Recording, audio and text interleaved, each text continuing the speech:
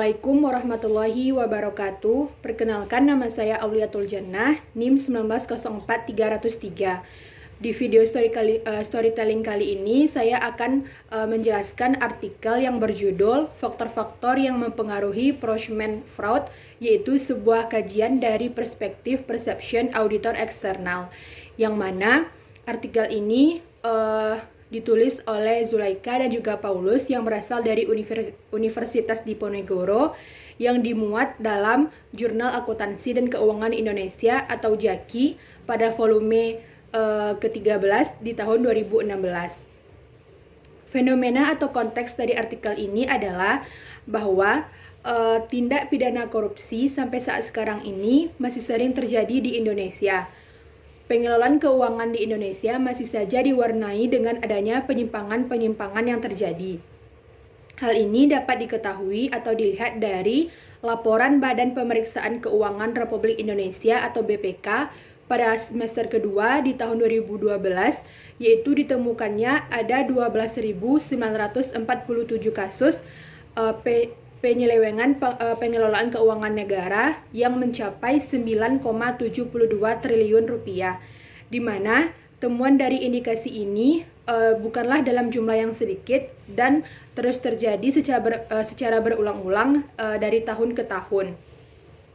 Oleh karena itu dibutuhkannya tekad yang kuat dalam mendorong untuk menindaklanjuti penyimpangan-penyimpangan yang terjadi ini. Dapat dikatakan bahwa penyebab dari adanya fraud dalam pengadaan barang dan jasa dalam hal panitia pengadaan dipengaruhi oleh beberapa faktor. Yang pertama yaitu integritas yang masih lemah, yang kedua proses pengadaan yang tidak transparan, yang ketiga yaitu panitia pengadaan yang memihak, dan yang keempat yaitu panitia pengadaan yang tidak independen.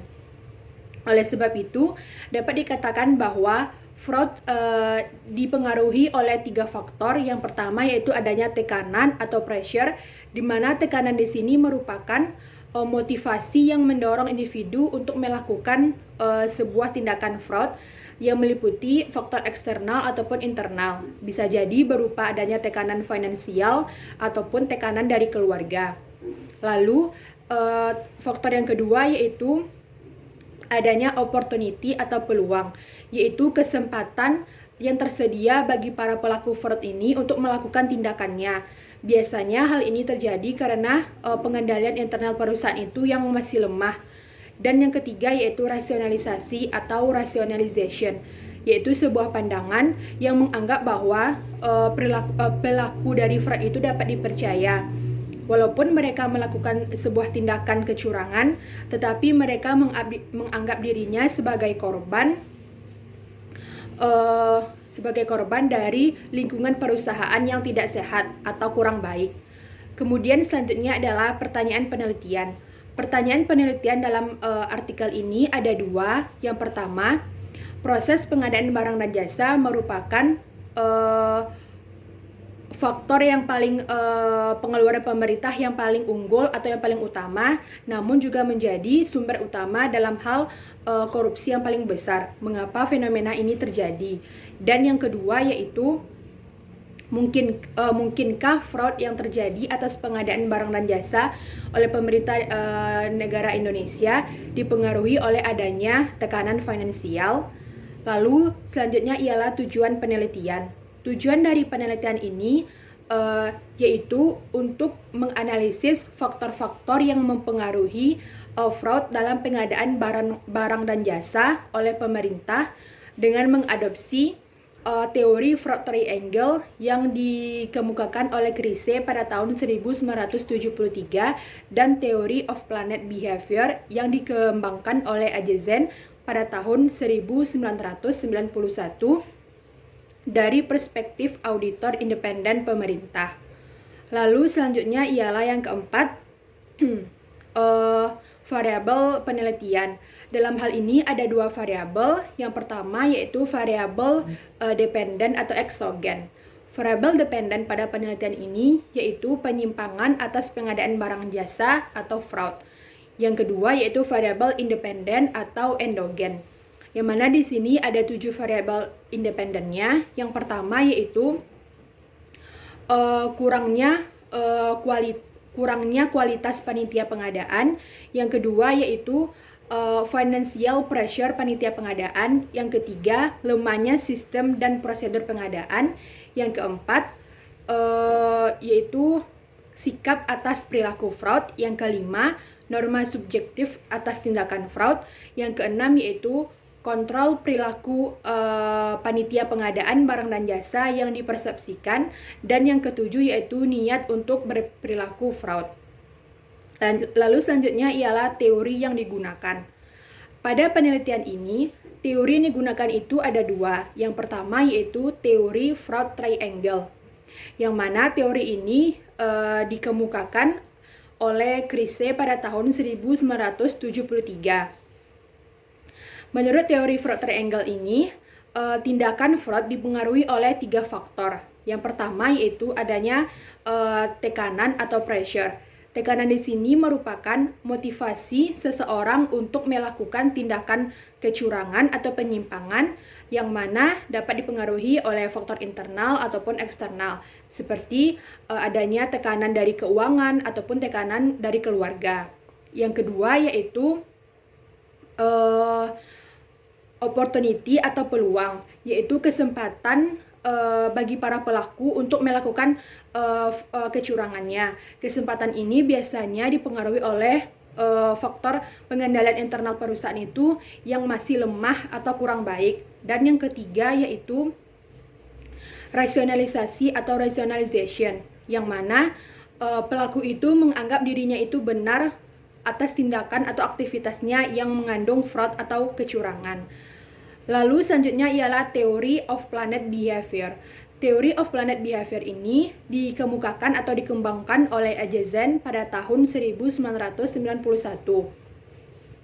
Theory of Planet Behavior ini mengemukakan model yang mengukur bagaimana seseorang atau individu itu dalam bertindak atau berperilaku. Teori ini mengemukakan bahwa individu itu berperilaku berdasarkan adanya suatu niat. Nah, niat di sini dipengaruhi oleh 3 faktor. Yang pertama yaitu attitude towards, yang kedua yaitu subjective norms, dan yang ketiga yaitu perceived behavioral control atau pengendalian perilaku yang dipersepsikan. Lalu selanjutnya ialah metodologi penelitian. Yang pertama, jenis penelitiannya. Penelitian ini merupakan penelitian kausalitas yang mana ada satu variabel dependen dipengaruhi oleh 6 variabel independen dan 1 variabel intervening. Penelitian ini merupakan penelitian lapangan atau survei yang mana menggunakan instrumen kuesioner dalam mendapatkan datanya melalui kontak person ataupun melalui pos. Kemudian ialah jenis data atau pengumpulan data. Penelitian ini mengumpulkan data selama 3 bulan, yaitu dari bulan Juni sampai Agustus pada tahun 2014. Dari kuesioner yang dikirimkan, baik itu melalui kantor pusat ataupun kantor perwakilan DKI Jakarta, Bandung, Surabaya, ataupun Semarang yang berjumlah sebanyak 400 eksemplar. Di mana sampel dalam penelitian ini adalah auditor independen yang bekerja di kantor pusat ataupun kantor wilayah perwakilan DKI Jakarta, Jawa Barat, Jawa Tengah, ataupun Jawa Timur. Responden dalam penelitian ini adalah auditor independen, yaitu mereka yang bekerja untuk mengaudit dan melakukan pemeriksaan atas investigasi pengelolaan keuangan negara, dan mereka menemukan temuan-temuan dalam hal penyimpangan yang terjadi atas pengadaan barang dan jasa. Kemudian sampel dalam penelitian ini yaitu auditor independen atau eksternal pemerintah yang bekerja di lingkungan auditor badan pemeriksaan keuangan, baik itu dalam tingkat wilayah ataupun kantor pusat. Selanjutnya ialah analisis data. Setelah data yang dikumpulkan oleh peneliti terkumpul, lalu peneliti melakukan analisis data melalui 3 cara. Yang pertama yaitu uji outlier, yaitu dengan mengkonversi variabel ke dalam standar is value atau z-score. Kemudian yang kedua yaitu statistik deskriptif, yaitu dengan menggunakan program SPSS dan juga uji hipotesis dengan menggunakan structural equation model dengan web PLS versi 4.0.